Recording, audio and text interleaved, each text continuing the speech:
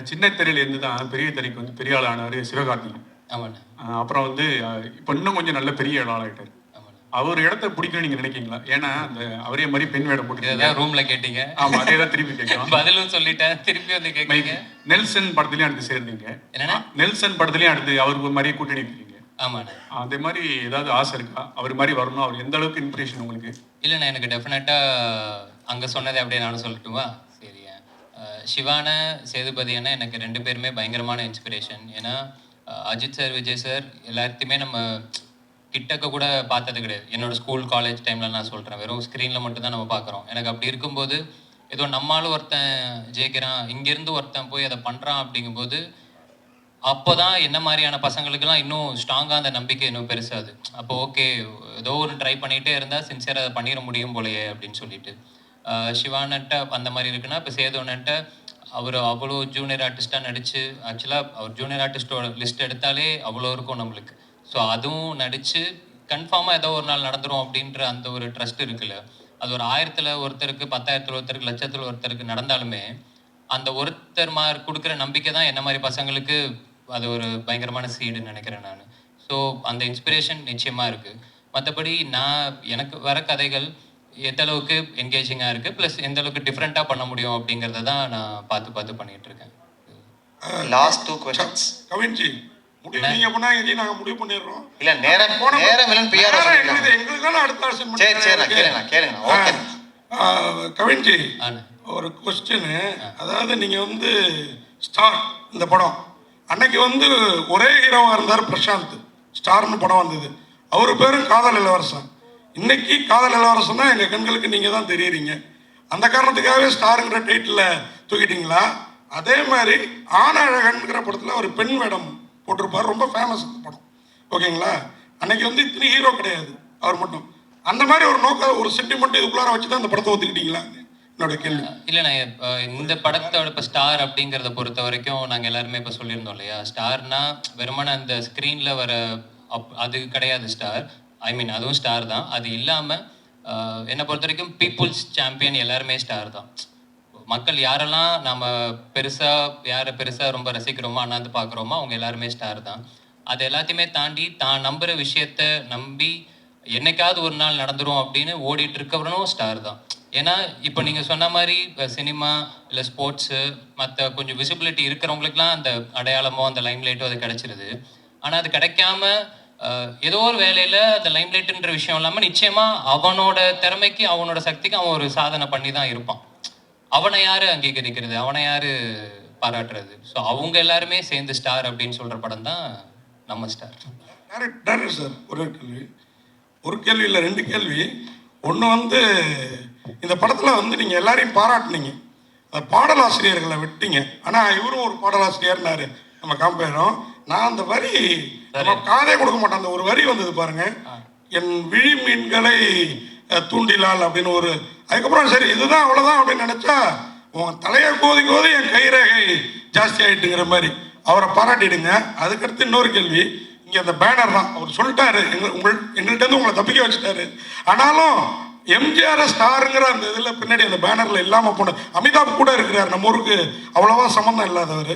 அதுக்கு என்ன காரணம்? அதே மாதிரி இந்த படத்தில் ஹரிஷ் கல்யாண் தான் முதல்ல நடிக்கிறதா. 3 क्वेश्चन 2 அடுத்து வாய்ப்பு கிடையாது. அடுத்து என்ன காரணம் கவினை அதையும் சொல்லுங்க. ரைட் சார், இது ஆடியோ லான்ச் பிளான்ல இருக்கு சார். இப்பவுமே யுவன் சாரோட டேட்ஸ் தெரியல, மேபி ஆடியோ லான்ச் இருந்துச்சுன்னா அப்பா சொல்லலான்றதுக்காக லிரிக்ஸ்லாம் வச்சிருக்கேன் நான். எல்லாம் நிறைய லிரிக்ஸ் இருக்காங்க சொல்லணும்னு நினச்சேன். 2வது எம்ஜிஆர் சார் இல்லாததுக்கு காரணம் இல்லை சார், ப்ராக்டிக்கலான ரீசன் தான் சார். இந்த ஃப்ரேமிங்க்கு எனக்கு வந்து எனக்கு பிடிச்ச ஆர்ட்டில் வச்சிருக்கேன். இன்னொருத்தர் ஆட் பண்ணால் இந்த சிமிட்ரியா இருக்காதுன்ற ஒரு ஃபீல்காக பண்ணேன், வேற எதுவும் இல்லை. 3வது ஹரிஷ் கல்யாணுக்கு நன்றி சொல்லணும் சார். நான் லைக் காரணங்கள் வேற காரணங்கள் சார், ப்ராக்டிக்கலான ரீசன்ஸ் தான். பட் ஸ்டில் அதை ஸ்போர்ட்டிவாக எடுத்து சப்போர்ட்டிவாக இருந்ததுக்காக ஹரிஷ் கல்யாணுக்கு நன்றி சொல்லணும் சார், அவ்வளோதான். இளனுக்கு ஒரு கொஸ்டின், கவினுக்கு ஒரு கொஸ்டின். Okay, first இளனுக்கு. உண்மையாகவே இது ரொம்ப அழகான மேடையாக இருக்குது.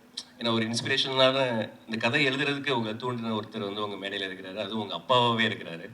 தவிர நீங்கள் இந்த படத்தை டைரக்ட் பண்ணிருக்கீங்க, இன்னொரு ஹீரோக்கு வாய்ப்பு கொடுத்துருக்கீங்க. ஸோ ரொம்ப நல்லா இருக்கு. என்னோட கொஸ்டின் என்னன்னா, நீங்கள் எப்போ ஆக்ட் பண்ண போறீங்க? அது கண்டிப்பாக சார், எங்கள் அப்பாவுக்கும் அந்த ஆசை இருக்குது.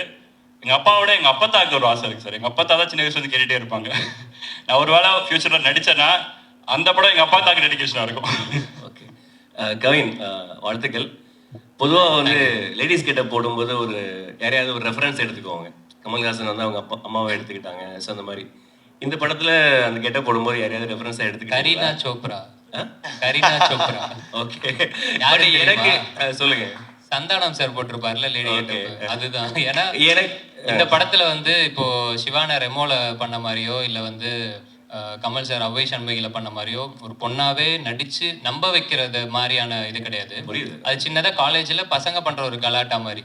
ஸோ எனக்கு என்னன்னா அந்த கலாட்டால பார்க்கும்போது சந்தானம் சார் எக்ஸ்ட்ராடனரியா அதுல ஒண்ணு பண்ணியிருப்பாரு. நிச்சயமா அதை வந்து இப்போ இதுக்கப்புறம் யாராலுமே பீட் பண்ண முடியுமான்றது தெரியல. அந்த மாதிரி முடிஞ்சா ஜாலியா ஒன்று ட்ரை பண்ணலாமே அப்படின்னு அப்படி எடுத்து பண்ணது. ஆனால் எங்களுக்கு என்ன தோணுச்சுன்னா, ஒரு அந்த கெட்டப்ல ரொம்ப அழகா இருக்கிற போர்ஷன்ஸ்லாம் ஐஸ்வர்யா ராஜேஷ் மாதிரியும், கொஞ்சம் சேட்டை பண்ற போர்ஷன்ஸ்லாம் அறந்தாங்கி நிஷா மாதிரி இருந்தது. 2 பேரும் சேர்ந்த கலவை மாதிரி இருந்தது. பரவாயில்ல, 3ஆவதா ஒன்று இருந்துச்சு, அது நானும் பார்த்தேன் சோசியல் மீடியால. வாழ்த்துக்கள். Santhanam reference super. நடிச்சிருக்காங்க சார், நடிச்சிருக்காங்க. டேரக்ட் சார், ஆக்சுவலாக பேர் வந்து ஸ்டார்னு வச்சுருக்கீங்க, பின்னாடி இருக்கவங்களும் பெரிய ஸ்டார்ஸ் தான். ஸோ ஒருவேளை இந்த படம் வெற்றி அடைஞ்சிருச்சுன்னா அடுத்த லெவலுக்கு ஸ்டாருக்கு போவார். எந்த ஸ்டார் லெவலுக்கு கவின் போவார் நீங்கள் நினைக்கிறீங்க? சார் நான் ஆல்ரெடி இன்டர்வியூஸில் சொல்லியிருக்கேன் சார். சார் கேட்குறீங்க சொல்லவா? ஸோ ஆஸ் அன் ஆக்டரா சார், எனக்கு ஆஸ் அன் ஆக்டராக ஒரு டாப் 5 இருப்பார்னு நான் பிலீவ் பண்ணுறேன். ஆக்சுவலாக ஒரு ஆஸ் அன் ஆக்டராக பெர்ஃபார்மராக ஒரு டாப் 5 இருப்பார்னு பிலீவ் பண்ணுறேன் சார். கவின் சார், ஒரு 2-3 நாளாக அந்த லேடிஸ் கெட்டப்ல திரும்பிங்க, உங்களுக்கு எப்படி ஃபீலாக இருந்தது? பெண்களுக்கு வந்து என்னென்ன கஷ்டம் அண்ணா, எனக்கு இருக்கு? பயங்கர கஷ்டம்ண்ணே. நான் அன்னைக்கு ஸ்டேஜுக்கு வந்ததுமே ஏதோ இவங்களோட கொஞ்சம் விரிவா சொல்லுங்க. அசிஸ்டன்ட் ஒரு அக்கா வருவாங்க, அவங்க எல்லார்ட்டையுமே வந்து நீங்க எல்லாம் தெய்வம் அப்படின்ற அளவுக்கு நான் சொல்லிட்டேன். ஏன்னா நிஜமாவே ரொம்ப சங்கடமா இருந்துச்சு. இப்போ இதுவே எனக்கு தெரிஞ்சு இந்த டிசைன்லாம் இவங்களுக்கு உள்ள குத்தும்னு நினைக்கிறேன். ஆனா காமிச்சிக்காம சிரிச்சுக்கிட்டே இருக்காங்க பாத்தீங்களா, அதுவே ஒரு தனித்திறமை. எனக்கெல்லாம் அன்னைக்கு வந்து முடிச்சுட்டு போறேன், ஃபுல்லா அந்த அப்படியே தேஞ்சா ஒரு மாதிரி இருக்குல்ல, அந்த ஜமுக்கி ஏதோன்னு சொல்லுவாங்கல்ல, அந்த பேட்டர்ன் போல அது அப்படி கொடுத்துருந்தாங்க பயங்கரமா நம்ம காஸ்டியூம் டிசைனர். சரி, அதெல்லாம் ரொம்ப ரொம்ப கஷ்டம்ண்ணே. ஏன்னா இப்போ ஒரு ஈவெண்ட் அப்படின்னா நம்ம சும்மா ஏதோ ஓகே கிடைக்கிறத போட்டு டக்குன்னு வந்துடுறோம்ல, அவங்களுக்கு அந்த மாதிரிலாம் இல்லை, அது மெனக்கெடுதல்லே பயங்கரமா இருக்கு. ஸோ அதெல்லாம் இனிமேல் யாராவது கலாய்ச்சா நானே கேட்பேன், எவ்வளோ கஷ்டம் தெரியுமா அந்த மாதிரி.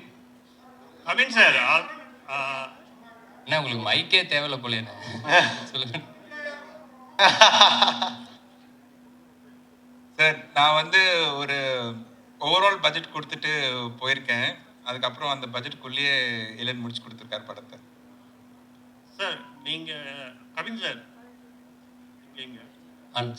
நீங்க வந்து அதிகமா வந்து கோடிகள் சம்பளம் கேட்கறதாகவும் சிறு தயாரிப்பாளர்களோட வந்து உங்ககிட்ட வந்து அப்ரோச் பண்றதுல ரொம்ப சிரமம் இருக்கிறதாகவும் ஒரு குற்றச்சாட்டு இருக்கு. ஓகே, அதுக்கு பதில் சொல்லணுமா? அதுவும் நான் அந்த ரூம்லேயே சொல்லியிருந்தேன், திரும்பவும் நீங்கள் கேட்குறீங்க. இப்போ வந்து நம்ம நடிச்சிருக்கோம் ஒரு படம், இந்த படம் டெஃபினட்டாக டிபேட்டபிள் அப்படின்னு நான் நினைக்கிறேன். அது சேம் டைம் இங்கே சம்பளம் டிபேட்டபிளா அப்படிங்கிறது எனக்கு தெரியல. டிபேட்டபிள் யாருக்கு அப்படின்னா எனக்கும் ப்ரொடியூசருக்கும். அட் த சேம் டைம் நம்ம ஏதோ கேட்குறோம் அப்படின்றதுக்கானலாம் யாரும் கொடுத்துடவும் மாட்டாங்க, அப்படி ஒரு விஷயம் கிடையவும் கிடையாது. இப்போ நீங்கள் எந்த பத்திரிக்கையில் வேலை செய்கிறீங்கன்றது எனக்கு தெரியல.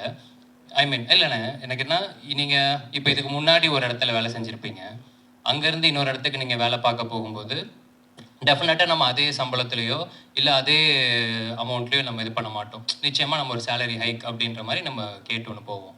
அதையும் நம்ம தீர்மானிக்க முடியாது, நம்மளோட ப்ரீவியஸ் சம்பளம் தான் தீர்மானிக்கும்.